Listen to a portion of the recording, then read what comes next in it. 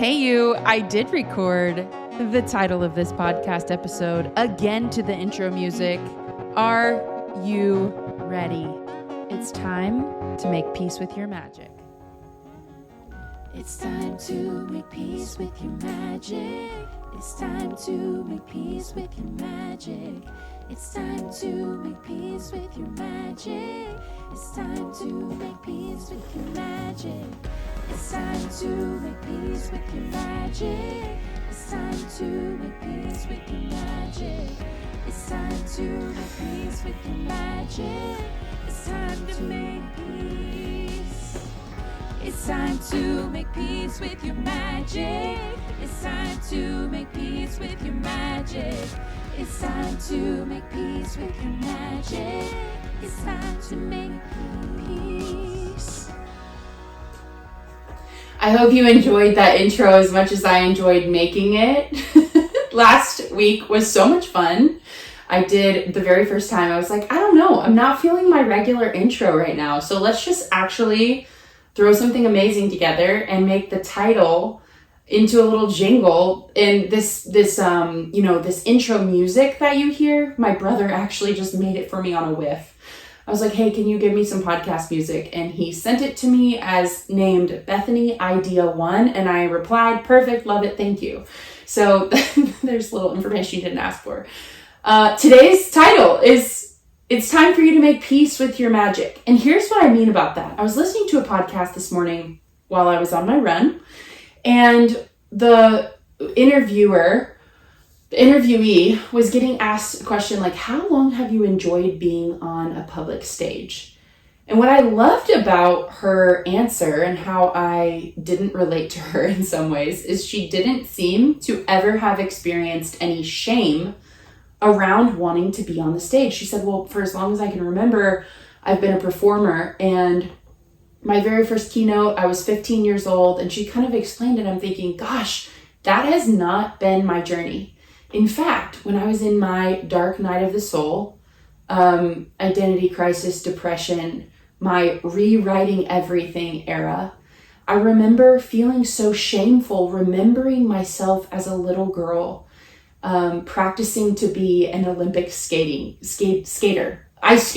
The Olympics had just happened. It was the Winter Olympics, and I had my eyes set on being an Olympic ice skater. The only problem was I lived in Florida. I had no access to an ice skating rink, and I had no idea what it would take to become an Olympic level ice skater. So I practiced on my rollerblades, on my cement sidewalk, riding to my boundary. I had a boundary that was like one line in the cement was my boundary. I worked for hours and hours and hours. My memory of it could be skewed, but I had my sights set on being an Olympic ice skater. I could see the audience in my little mind's eye. I really could imagine them standing, cheering, holding the 10 card, like, you are amazing, how she did it, we don't know, how this little homeschool girl from Northwest Florida could have overcome such obstacles. And I even imagined my neighbors peeking through their blinds, like thinking, okay, this girl, man, she's tenacious. She's got it, she's ambitious.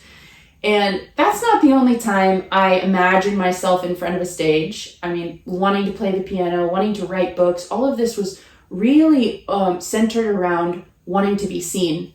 And what I didn't relate with this lady on the podcast I was listening to is that when I was going through my dark night of the soul, I looked back on that version of myself and I felt such a level of shame for wanting attention. I felt like there was something wrong with me that I wanted attention. And it got even worse when the Enneagram came out, which you might know, I'm a huge fan of the Enneagram. I really love it. But when I first took the test, and I'm going to say it like this because my husband and I joke like this, when I got diagnosed as a 3 on the Enneagram, I felt that horrible feeling again. Great. Everything I thought was wrong with me is now confirmed is wrong with me. I like to win. What a shame. How embarrassing that I love to win so much. I'm image focused. What a shame. I am ambitious. What a shame. I don't know how to cool down or calm down. I don't know how to go in moderation. Everything feels to be in black and white. Everything is competition, all of these like diagnoses of being a 3 on the Enneagram really hit home and were hard for me to handle because I felt like that was something wrong with me. And I know I'm not alone in what I'm saying, but I might be alone in, not alone, but you might not resonate with what I'm saying. So I'm going to tell you that I really thought I was the only one who felt ashamed of who I was until I started working with people and talking about their magic and what makes them exclusive and what sets them apart and what they exclusively bring to the table that no one else does and how they interpret the world and the magic that it is for them as the individual to get to live in that reality. I realized I am not alone at all in this situation, because people who I was working with who, let's say, were detail oriented, who had the gift of detail orientation, they would feel shame around being too critical, too observant of details. They were always the one with the red pen saying, that doesn't go there. We could say that in less words. And there was a shame about that for them because maybe somewhere along in their life, they had been told, stop being so critical, stop being so hyper analytical. And all along that's like, but that's part of my gift. Like I notice details that other people don't. I notice things that people don't. I catch things that people don't. And in a professional setting, that can be really praised. And in a real life setting, that can be really not praised. Another example, and of course, every gift has its shadow side. And I know that's part of this conversation. I'm going to get to that in a second. But I think of another person I was working with who had the gift of being an open-hearted person who wore their heart on their chest. And they felt ashamed of being too sensitive, crying at the drop of a hat, ashamed of feeling like they felt too hard. Ambitious people who were ashamed of not being content or being bored in their life or in their season of life. Contented people who felt ashamed of not being more motivated. All of these gifts popping up had shadow sides, of course, yes, but they also had sides that were just misunderstood by people and caused a lot of shame, not even in the shadow side, even in the light side. The good sides of those attributes were causing a lot of shame for the person who held the gift. And I realized I was far from alone in feeling shame about who I am. And here is what I believe. Here's the truth. Until we surrender into the who we were made to be, we will not be at peace with ourselves. I'm going to read that again.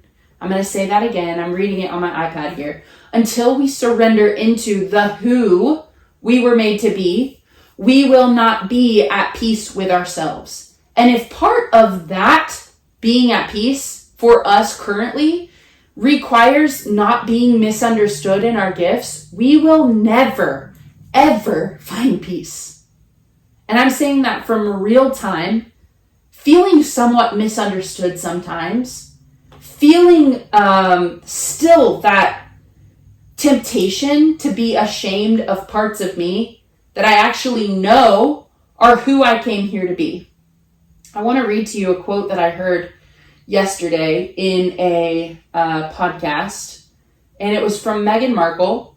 You can say what you want about Meghan Markle. I think she's got some stuff going. I think she knows some things, and I think she has some things to share. I have to scroll up in my notes to find this. Okay, you know what? We're gonna open it on my computer because on my iPad I've got too many. I've already settled it for myself, so flattery and criticism go down the same drain, and I am quite free. Meghan Markle had that quote posted up in her trailer while she was working on Suits, and I heard it on a podcast yesterday, and I just love that, because if part of us, if part of our personal standard of being in our magic and being at peace in our magic is that we require to be understood and be praised and only be seen in the light sides of our gifts, that is a really, really tough place to live, because we're at the mercy of everyone else's opinions. We know this, but deep down, but it's hard to remember it in reality. We cannot be in control, or even, we can't even really heavily influence another person's opinion of us. They get to make that opinion, and whether they see us in our shadow or our light, that's up to them.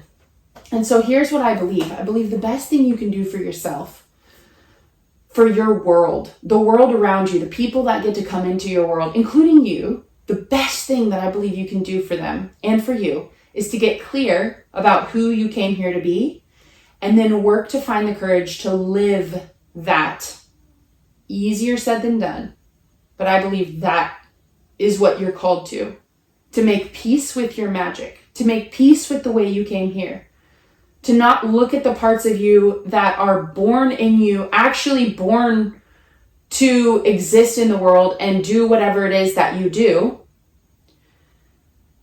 but to be able to celebrate that version of you and be like, dang, like that is how I came.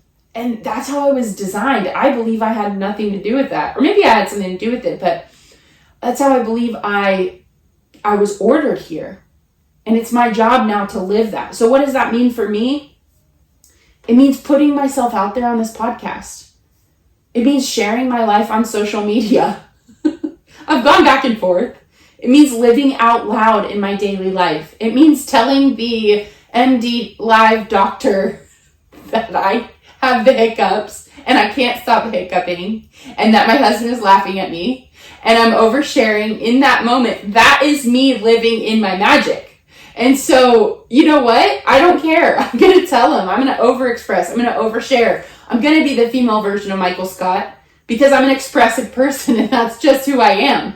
And that also, the little version of me that was imagining being seen, that is the same energy that helped me build businesses, that helped me inspire people and create products that sold, because I wanted to build an audience. And I don't necessarily think that all of that is all my ego. I don't. I think a lot of it is I have a genuine heart to serve people. I like being on a stage. I like being an entertainer.